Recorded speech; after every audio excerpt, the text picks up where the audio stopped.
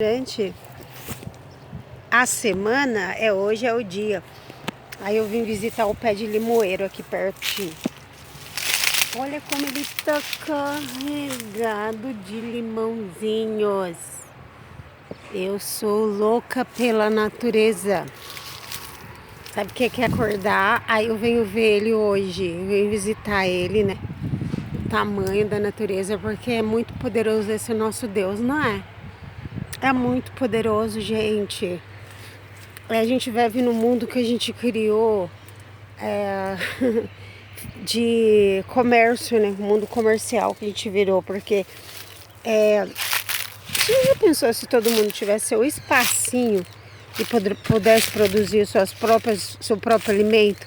Só que hoje o povo prefere ser escravo, né? Do sistema, da vida, do que plantar, do que colher.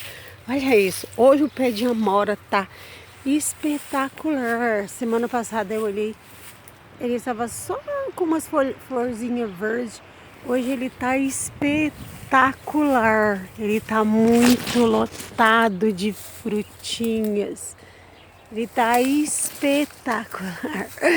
Ai, eu sou apaixonada pela natureza, pela sua grandiosidade, pela vida, pelo amor, por Deus, porque Ele é perfeito, né?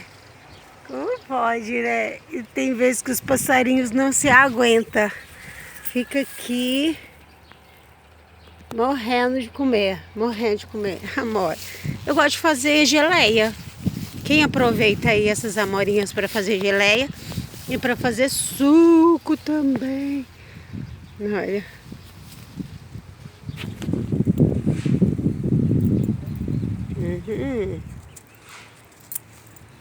Então, hoje é dia de folga. Hoje é dia de conferir o matinho. Não tem noção, tanto que ela tá carregada, lotada de amorinhas e um monte pretinhas assim.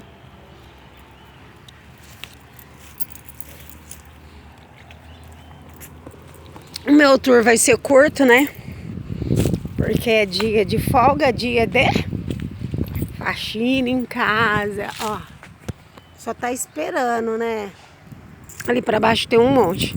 Então aqui cada estação do ano é um flash, né? É uma fruta que Deus nos concede. É lindo. Mais lindo ainda é a natureza. Nossa, meu Deus, como o Senhor é grandioso. Bom dia, gente. Ótima quinta, né?